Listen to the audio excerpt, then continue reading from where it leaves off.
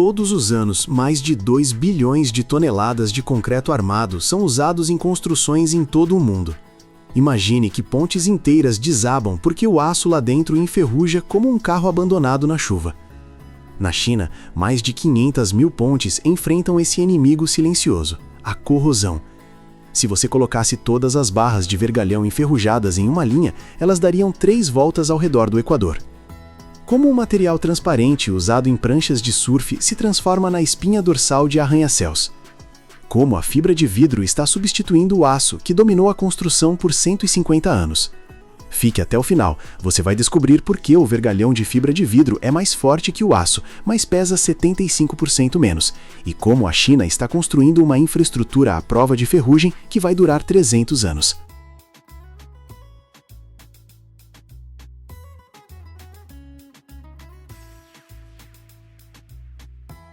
A história começa em Jiangsu, em uma fábrica que se estende por 40 hectares, o equivalente a 56 campos de futebol. Máquinas enormes de 12 metros de altura dominam o espaço, parecendo torres de uma cidade futurista. Imagine edifícios que produzem materiais para outros edifícios. O ar vibra com o zumbido constante de milhares de bobinas girando simultaneamente. As fibras de vidro saem de fornos a uma temperatura de 1.600 graus Celsius, mais quente que lava vulcânica. Com um assobio agudo cortando o ar, fios mais finos que um cabelo humano desenrolam-se a uma velocidade de 3.000 metros por minuto, processando fibra suficiente a cada hora para dar 2 voltas na Terra. Isso é apenas o começo.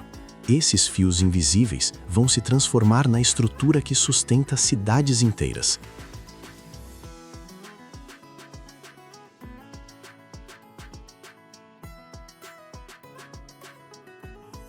Depois vem o banho de resina.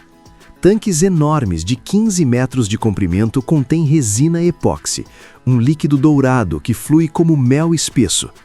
As fibras de vidro passam por esses tanques, criando cascatas brilhantes que refletem as luzes industriais como rios de ouro derretido. O processo cria um aroma químico característico, enquanto a resina adere a cada fibra microscópica. A temperatura ambiente de 23 graus, a viscosidade é a perfeita, nem muito líquida, nem muito espessa. Sensores monitoram cada milímetro do revestimento com precisão de microns. A cada segundo, 50 quilos de resina são consumidos, envolvendo as fibras. Esse material é suficiente para criar 1.500 metros de vergalhão pronto. Com o estrondo surdo, bombas mantêm o fluxo constante, alimentando a transformação de fios frágeis em hastes inquebráveis.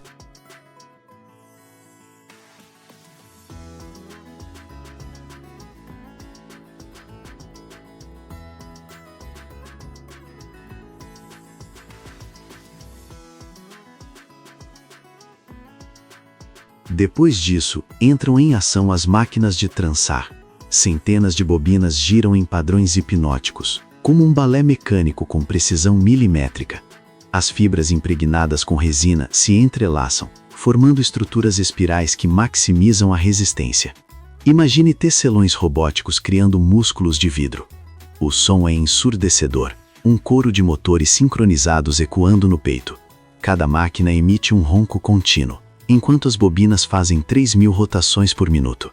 Nuvens de vapor sobem quando as fibras úmidas passam pelos rolos de compressão, processando material suficiente por turno para construir 2 pontes completas. A tensão aplicada é de exatamente 85 kg por fibra. Pouco demais e o vergalhão fica fraco. Muito demais e as fibras se rompem. A precisão aqui determina se o edifício suportará um terremoto.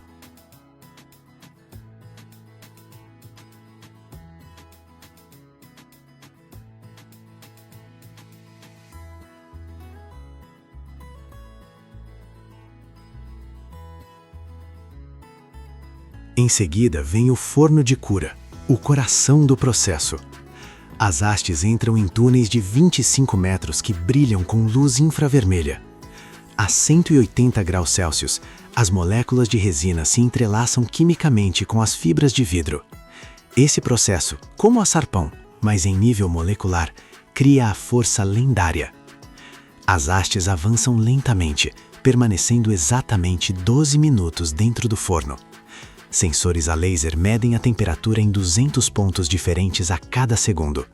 Se alguma seção desviar mais de 3 graus, alarmes soam imediatamente. Esta etapa é crítica, porque determina se o vergalhão vai durar 5 anos ou 500. A polimerização deve ser perfeita. Cada molécula de resina se conecta com suas vizinhas em uma rede tridimensional inquebrável. Imagine isso.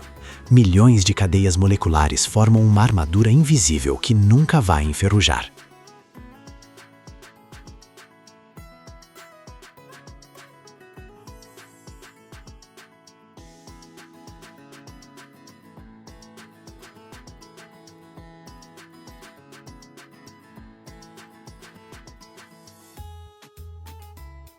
Após a cura, vem o sistema de tração.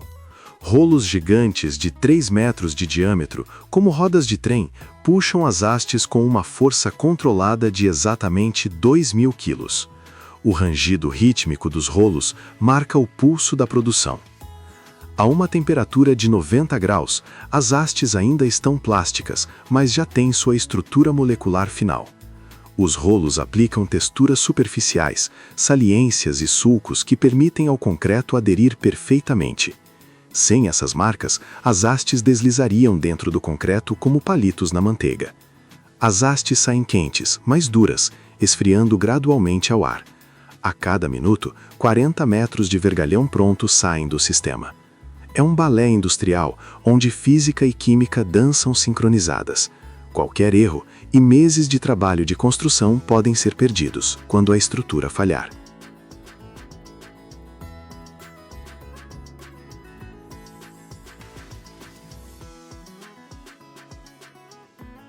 Depois vem o corte preciso. Serras de diamante industriais, girando a 5.000 rotações por minuto, cortam as hastes contínuas em comprimentos exatos. O som é agudo, como 1.000 cristais quebrando ao mesmo tempo. Faíscas laranja voam em arcos brilhantes quando o diamante morde o compósito de fibra de vidro. Esta etapa é crítica, porque cada vergalhão deve ter exatamente 6 metros, nem 1 centímetro a mais, nem a menos, para se encaixar perfeitamente nas formas de construção. Sensores a laser verificam cada corte com precisão de décimos de milímetro. A uma velocidade de 20 cortes por minuto, não há espaço para erro humano. Imagine isso, robôs cortando com precisão cirúrgica em escala industrial. As hastes caem em esteiras macias, organizando-se automaticamente em pacotes de 50 unidades. Cada pacote representa a estrutura para 3 andares de um edifício residencial.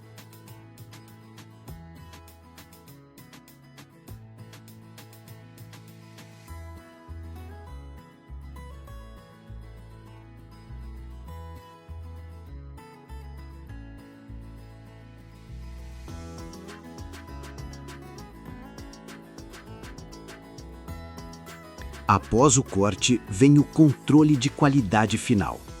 Cada vergalhão passa por máquinas de teste que aplicam até 12 toneladas de força de tração, o equivalente ao peso de 2 elefantes africanos adultos puxando em direções opostas. Os verdadeiros vergalhões de fibra de vidro nem se curvam sob essa pressão extrema. Câmeras de alta velocidade capturam 1.000 imagens por segundo, detectando quaisquer imperfeições microscópicas na superfície.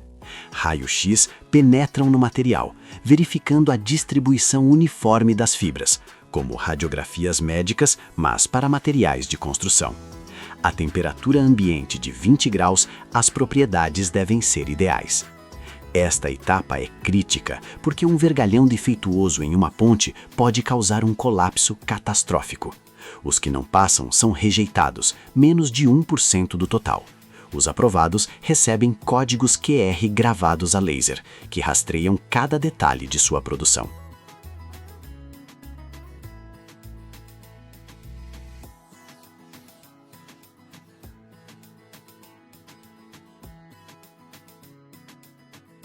Nem sempre foi tão avançado.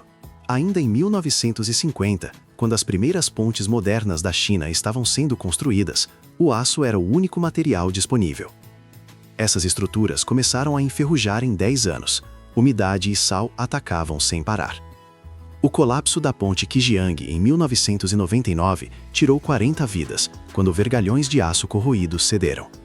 O avanço veio quando engenheiros de Xangai descobriram em 2005 que a fibra de vidro usada em iates poderia fortalecer o concreto melhor que o aço. As primeiras pontes piloto superaram todas as expectativas. Após 15 anos em ambientes marinhos hostis, corrosão zero. Testes mostraram que enquanto o aço perde 40% da força em 30 anos, a fibra de vidro mantém 95%. Hoje, mais de 3.000 pontes chinesas usam exclusivamente vergalhão de fibra de vidro. A tecnologia que começou em um laboratório universitário agora protege milhões de vidas todos os dias.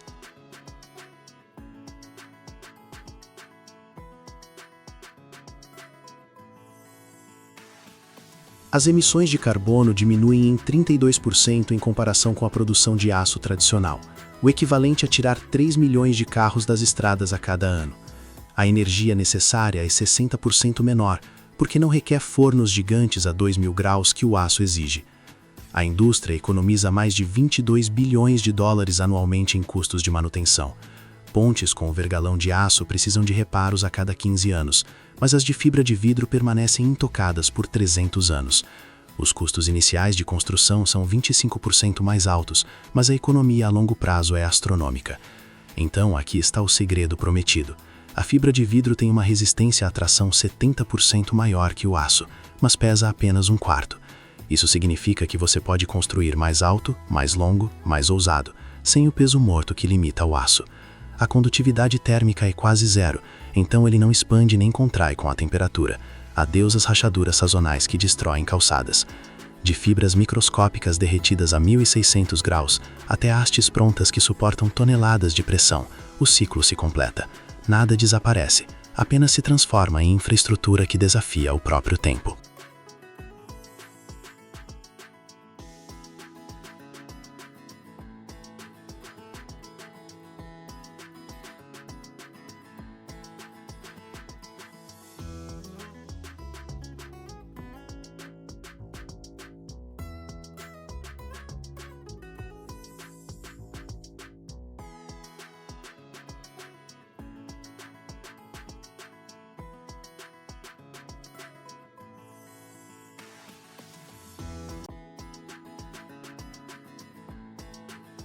Todos os anos, mais de 25 milhões de toneladas de cobre são produzidas no mundo.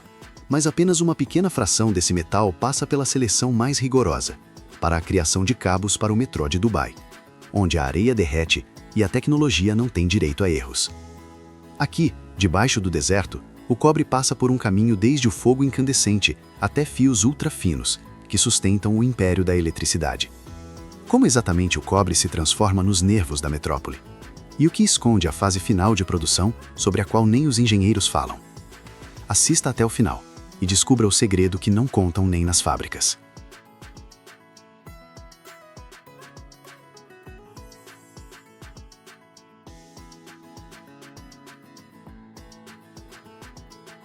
O cobre não é apenas um metal, é um verdadeiro super-herói entre os condutores. Ele conduz a eletricidade muito bem, é flexível e durável, e por isso foi escolhido para criar cabos que devem suportar não apenas a carga diária, mas também as condições severas do clima desértico e do mundo subterrâneo do metrô. Nos últimos anos, o consumo de cobre para as redes elétricas do metrô de Dubai cresceu em média 10% ao ano. No ano passado, segundo dados oficiais de grandes fábricas, foram produzidas cerca de 3.500 toneladas de fios de cobre na forma de cabos prontos, para atender às necessidades do sistema de transporte de Dubai. Primeiro, as barras de cobre, que são moldadas previamente na forma de grandes blocos retangulares, são armazenadas em áreas especiais perto dos fornos de fundição. Lá elas são verificadas quanto à qualidade, marcadas e preparadas para o carregamento.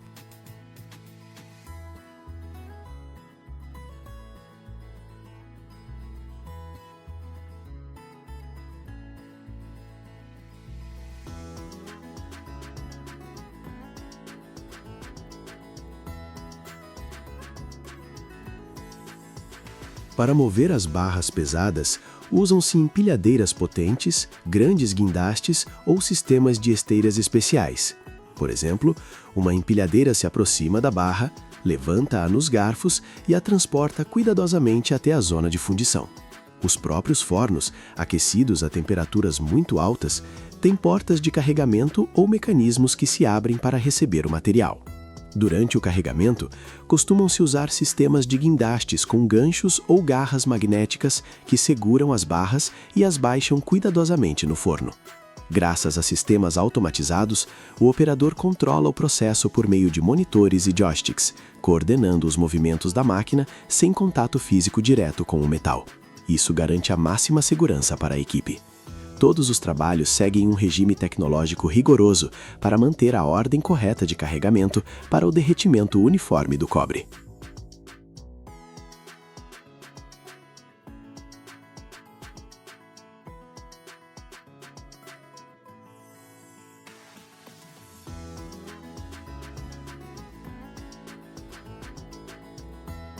Após o carregamento, as portas são fechadas hermeticamente e o derretimento começa.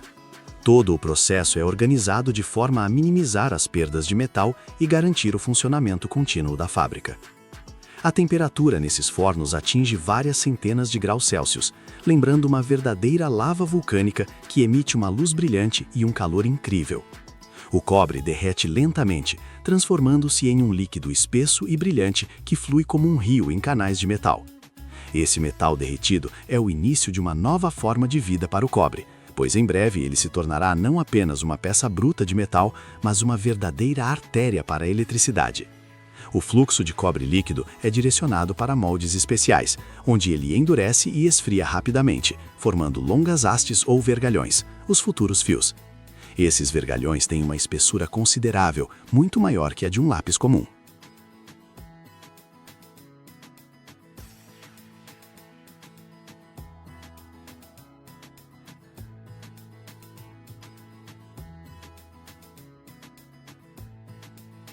Mas para que o cobre possa conduzir eletricidade por cabos finos, é preciso torná-lo ultra fino e extremamente forte. É para isso que existem máquinas especiais, trefiladoras.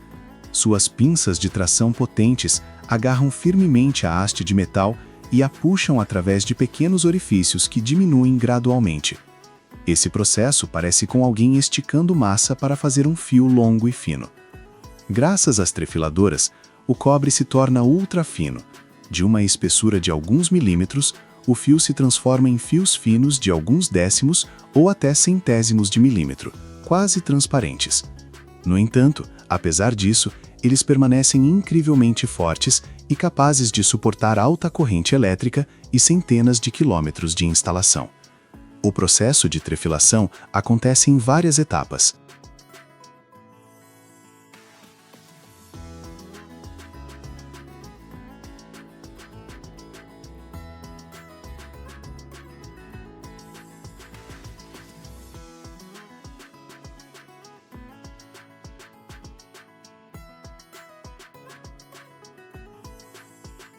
Primeiro, a haste grande passa por um orifício de diâmetro médio, depois, por orifícios de moldagem cada vez menores várias vezes seguidas.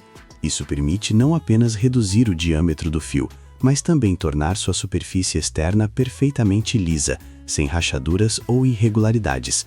A lisura é muito importante, pois afeta o quão bem o fio conduz eletricidade e quanto tempo vai durar no cabo. Paralelamente a isso, o metal é aquecido e resfriado de maneira especial. Isso se chama recozimento. Ele ajuda a manter a flexibilidade do cobre, reduz as tensões internas e elimina a fragilidade nos fios finos. Graças a isso, os cabos tornam-se não apenas confiáveis, mas também flexíveis o suficiente para serem facilmente torcidos e instalados no metrô. O ciclo tecnológico de trefilação do fio geralmente inclui de 8 a 12 superfícies de estiramento, o que garante o ajuste preciso dos diâmetros dos fios até micrômetros.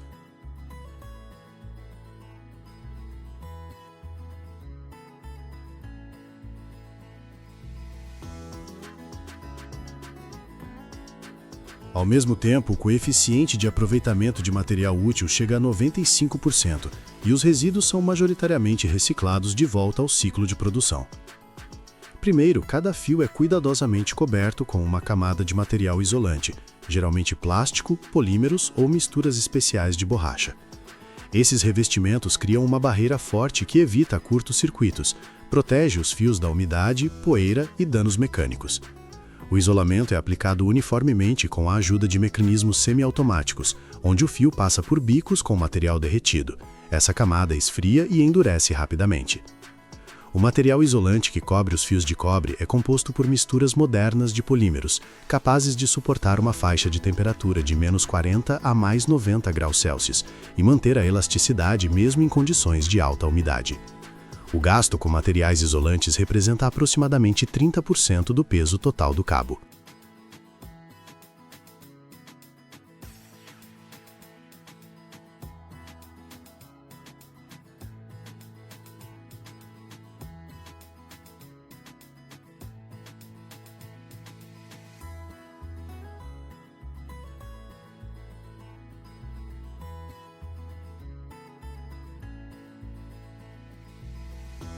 Às vezes, o material de isolamento é complementado com aditivos especiais para aumentar a resistência ao calor e à radiação ultravioleta, já que os cabos operam em condições difíceis. Após o isolamento, vários desses fios são torcidos em feixes, e a camada externa de isolamento é feita ainda mais grossa, às vezes adicionando uma blindagem de alumínio ou aço. Isso protege o cabo debaixo da terra e nos túneis contra danos mecânicos. Assim, o isolamento não serve apenas como isolante elétrico, mas também prolonga a vida útil dos cabos no clima severo e nas condições do metrô. A blindagem dos cabos com fios de aço ou alumínio representa mais 15% do peso do produto.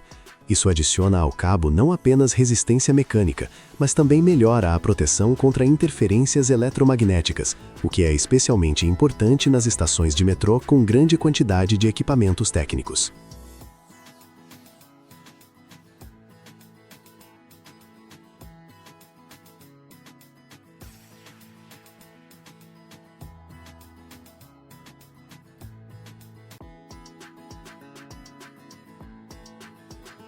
Todos os anos, mais de 150 milhões de metros cúbicos de compensado são produzidos no mundo. Isso é suficiente para envolver a Terra com um trem ao longo do Equador, várias vezes. Mas você já parou para pensar como um tronco bruto se transforma em uma folha perfeitamente lisa que se torna parte da sua mesa ou de um navio? Esse processo lembra o desenrolar mágico de um pergaminho de madeira e esconde mais mistérios do que parece. Fique até o final, porque é lá que vamos mostrar uma etapa secreta, sobre a qual não falam nem nas excursões, e que muda a percepção sobre o processamento de madeira para sempre.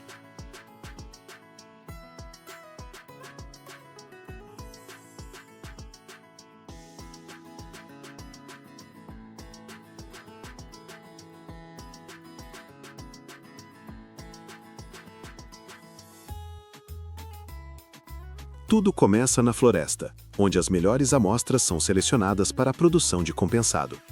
São necessários troncos perfeitamente retos e cilíndricos, sem muitos nós e defeitos, principalmente de bétula, amieiro, pinheiro ou outras espécies. Após a entrega na fábrica, os troncos passam pela primeira e muito importante etapa de preparação, o tratamento hidrotérmico. Eles são mergulhados em piscinas gigantes com água quente, onde passam várias horas e às vezes até um dia. Esse spa para troncos tem um objetivo puramente prático. A água quente amolece a madeira, tornando-a mais plástica e maleável. Sem isso, o processamento posterior seria impossível, pois a madeira fria simplesmente esfarelaria e quebraria. Após o banho, os troncos vão para a linha onde a casca é removida. Máquinas especiais limpam o tronco de forma rápida e eficiente, deixando uma superfície lisa e clara. Depois, os troncos são serrados em pedaços padrão, prontos para a principal etapa de transformação.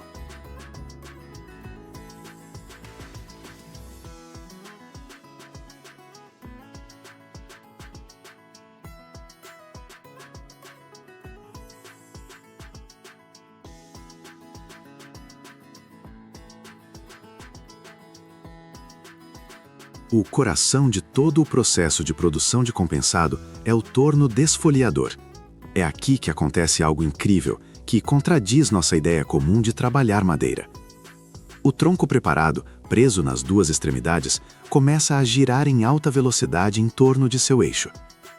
Lentamente, uma faca longa e afiada como navalha, posicionada paralelamente ao eixo de rotação, aproxima-se dele.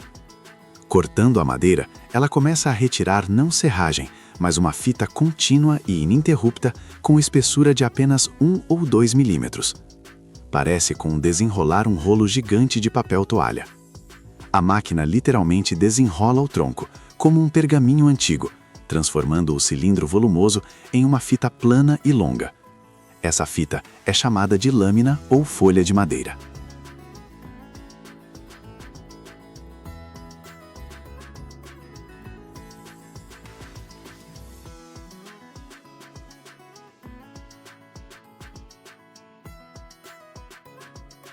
A longa folha de madeira segue pela esteira, onde tesouras gigantes a cortam em folhas de tamanho padrão. Do tronco resta apenas um cilindro central fino, o chamado lápis, que depois é usado para outras necessidades.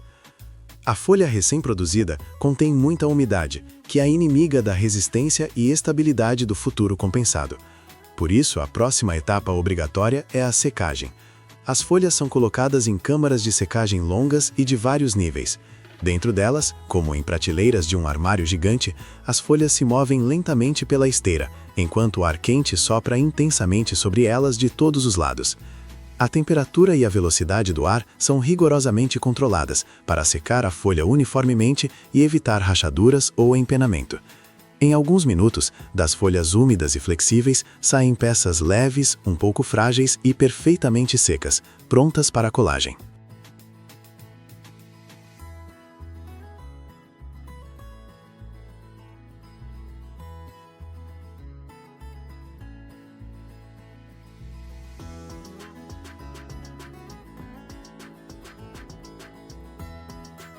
Nesta etapa, as folhas secas são classificadas por qualidade.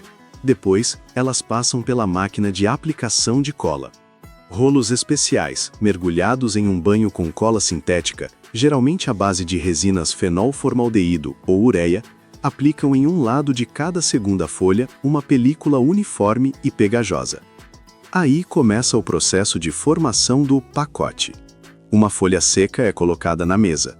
Sobre ela, colocam uma folha com cola. E é aqui que está o principal segredo. Cada folha seguinte é colocada de modo que a direção de suas fibras seja perpendicular à anterior. Se na primeira folha as fibras vão no sentido do comprimento, na segunda, na largura, na terceira, de novo no comprimento, e assim por diante. Essa estrutura cruzada é a chave para a resistência do compensado. Ela paralisa a tendência natural da madeira de rachar ao longo das fibras e distribui uniformemente a carga por toda a área da folha.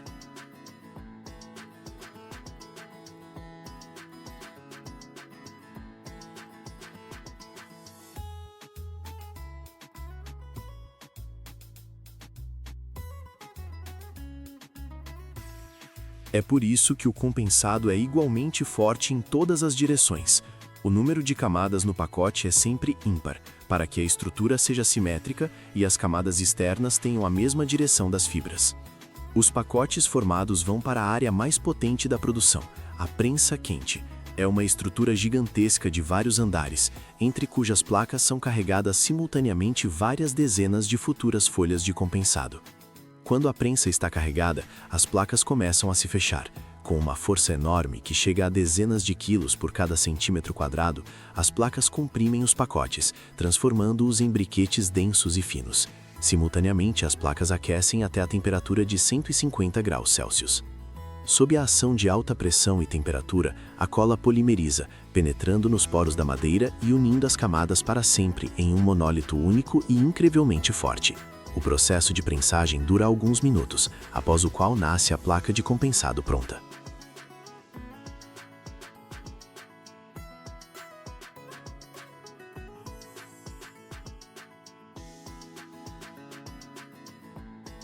As folhas quentes de compensado saem da prensa e são empilhadas para resfriamento gradual. Isso é importante para evitar tensões internas no material. Após o resfriamento, as folhas passam pelo acabamento final. Serras circulares potentes cortam as bordas, dando às folhas dimensões geométricas exatas. Depois chega a vez do lixamento. As folhas passam por lixadeiras com cintas abrasivas infinitas, que deixam sua superfície perfeitamente lisa e plana. Depois disso, cada folha passa por um rigoroso controle de qualidade. Inspetores a examinam em busca de defeitos, delaminação, nós, rachaduras, manchas de cola. Dependendo da qualidade da superfície, atribui-se ao compensado uma certa classificação e aplica-se a marcação correspondente. Pilhas prontas, classificadas e embaladas vão para o armazém, para depois se tornarem parte de móveis, casas, navios e inúmeras outras estruturas, mostrando ao mundo como o intelecto humano pode aperfeiçoar a própria natureza. A escala global de produção também impressiona.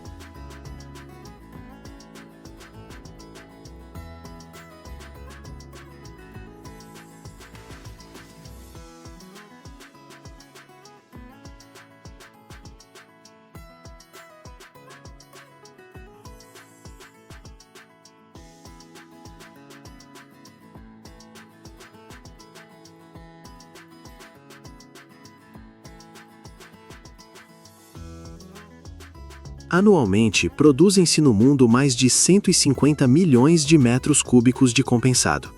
Se carregássemos toda essa quantidade em vagões de trem, o trem resultante daria várias voltas no nosso planeta pelo Equador. O lápis que sobra após o descascamento da lâmina é um exemplo claro de como a produção moderna busca o desperdício zero máximo. Não é lixo, mas uma matéria-prima valiosa, para a qual existem vários caminhos bem definidos. Seu destino posterior depende da espessura e qualidade da madeira. Se o cilindro for maciço o suficiente, ele é enviado para a linha de serra, onde ganha uma segunda vida na forma de madeira serrada. Dele cortam-se pequenas tábuas e barras, que são ideais para criar estruturas invisíveis mais fortes para sofás e poltronas, pernas de cadeiras, elementos de berços infantis ou pallets de madeira.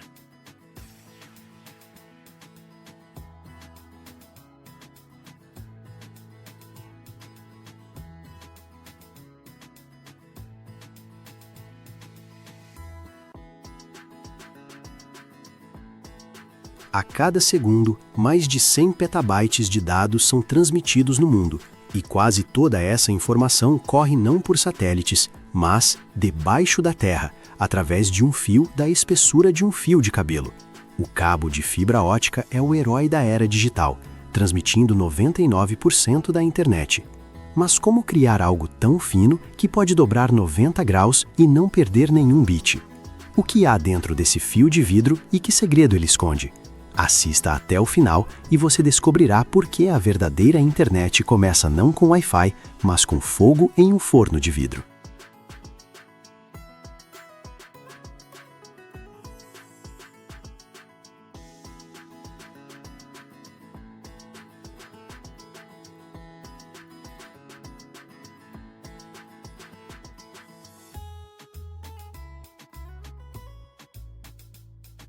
O cabo de fibra ótica é um produto complexo e de alta tecnologia, cuja fabricação exige precisão, limpeza e equipamentos modernos. O processo começa com a criação da fibra ótica, um fio fino de vidro que é a base do cabo.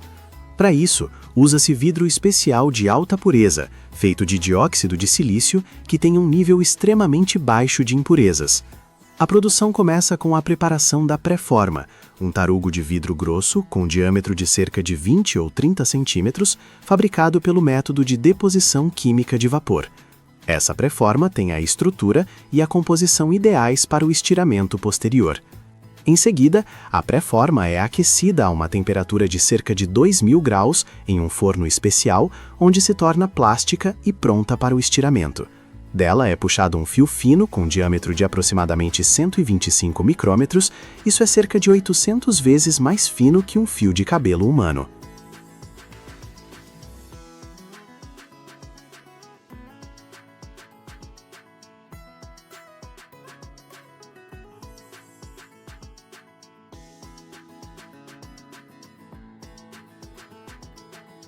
Durante o estiramento, a fibra é resfriada e coberta com uma camada protetora de plástico, que a protege de danos mecânicos e umidade. Essa camada protetora é aplicada imediatamente após o estiramento, em uma câmara especial, onde se mantém a esterilidade e o controle da espessura do revestimento. A fibra ótica resultante passa por um rigoroso controle de qualidade. Verificam-se o diâmetro, a uniformidade do revestimento, as características óticas, perda de sinal, índice de refração e resistência a dobras. Fibras com defeitos são rejeitadas e as de qualidade são reunidas em feixes. A próxima etapa é a formação do cabo. As fibras são agrupadas em feixes de algumas unidades ou dezenas, dependendo da finalidade do cabo. Para proteção e resistência, os feixes são colocados em tubos internos, de plástico ou metal. Depois, adicionam-se a eles elementos de reforço, fios de fibra de vidro, arames de aço ou fibras de aramida, por exemplo, Kevlar, que garantem resistência e proteção contra estiramento, dobras e danos mecânicos.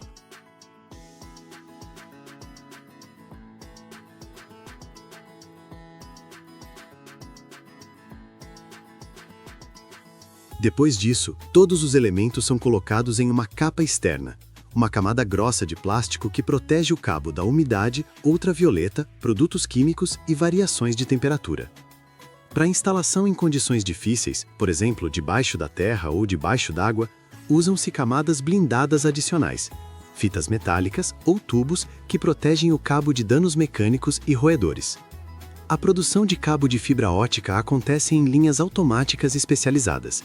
Primeiro, em um grande galpão, desenrolam-se bobinas com fibra ótica que passam por sistemas de controle e lubrificação para evitar atrito e danos. Depois, as fibras são agrupadas e colocadas em tubos internos. Em seguida, adicionam-se elementos de reforço e a capa externa, que é formada pelo método de extrusão. O plástico derretido é aplicado uniformemente no cabo, formando uma camada forte e hermética.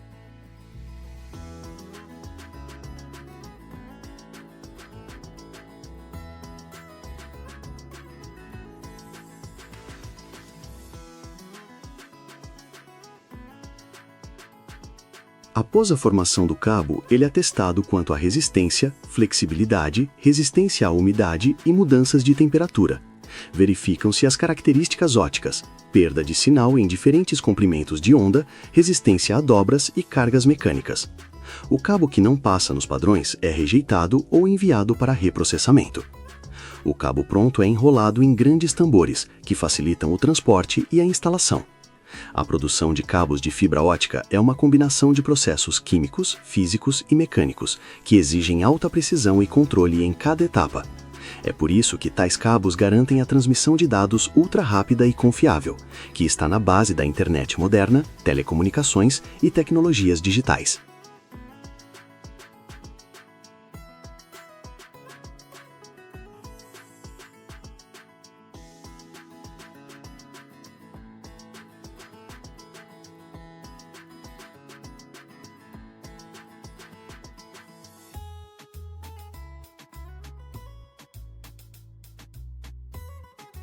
Portanto, a fabricação de cabo de fibra óptica é um processo longo e complexo, que começa com a criação da fibra óptica de vidro ideal, cobertura com camadas protetoras, agrupamento em feixes, adição de elementos de reforço e formação de uma capa externa forte. Cada etapa é controlada e otimizada para garantir a qualidade e durabilidade do cabo, capaz de transmitir sinais de luz a grandes distâncias sem perdas e interferências. O mercado mundial de cabos de fibra óptica demonstra um crescimento rápido, ligado ao aumento da demanda por serviços de telecomunicações de alta velocidade e ao desenvolvimento da infraestrutura de internet. O segmento de produção do setor é avaliado em aproximadamente 9 bilhões e 12 milhões de dólares até 2025, e a participação total de mercado, considerando cabos e componentes, pode chegar a 100 bilhões de dólares, considerando a rápida expansão da infraestrutura de transmissão de dados.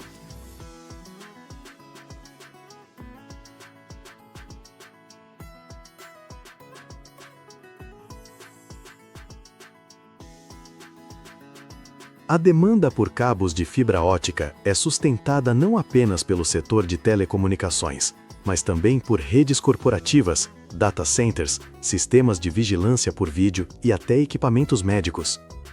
Jogadores globais do mercado, como Furukawa Electric Industries e Fujikura, investem na expansão da capacidade de produção e no desenvolvimento de novas tecnologias para atender à crescente demanda.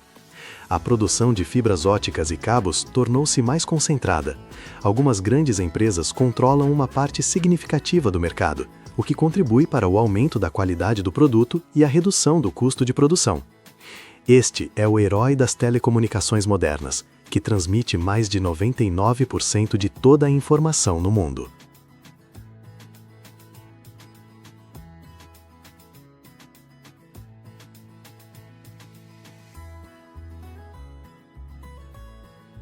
É interessante que o primeiro cabo telefônico transatlântico TAT-8, que conectou Estados Unidos, França e Reino Unido, foi instalado ainda em 1988, abrindo a era da comunicação de alta velocidade entre continentes.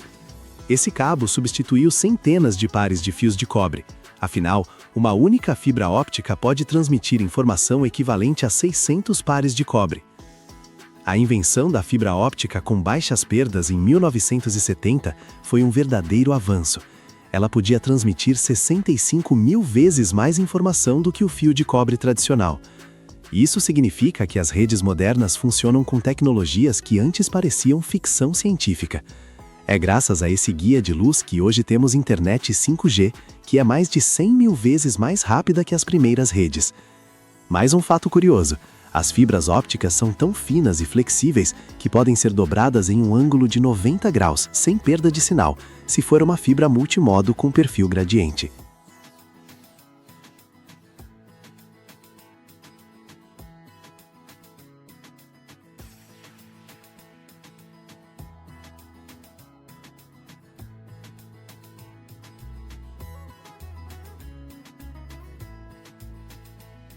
Isso permite instalar cabos nas condições mais difíceis, até em espaços estreitos. E, finalmente, os cabos ópticos são muito resistentes a interferências eletromagnéticas, ao contrário dos de cobre, que podem captar interferências de eletrodomésticos ou equipamentos industriais. Então, quando você assiste a sua série favorita ou joga online, pode ter certeza de que os impulsos de luz nos cabos de fibra óptica funcionam perfeitamente, mesmo se houver eletrônicos fazendo barulho ao redor.